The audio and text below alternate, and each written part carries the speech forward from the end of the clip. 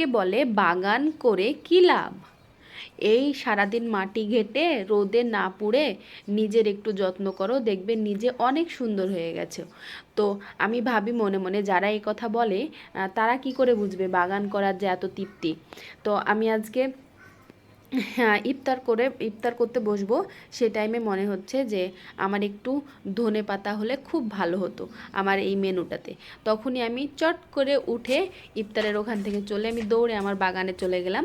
বাগানে গিয়ে দেখছি যে আমার ধনে পাতা গাছে অনেক ফুল ফুটে গেছে। তো ওখানে তো ধনে পাতা থাকবে না, তাও আমি সেই খুঁজে খুঁজে দুটো কচি কচি গাছের, মানে কচি বলতে হ্যাঁ ফুল আসবে এরকম গাছের দু টুকরো ধনে পাতা ছিঁড়ে নিয়ে এসে সুন্দর করে কুচি কুচি করে কেটে আমার মেনুতে অ্যাড করে দিলাম আর চটপট খেয়ে নিলাম।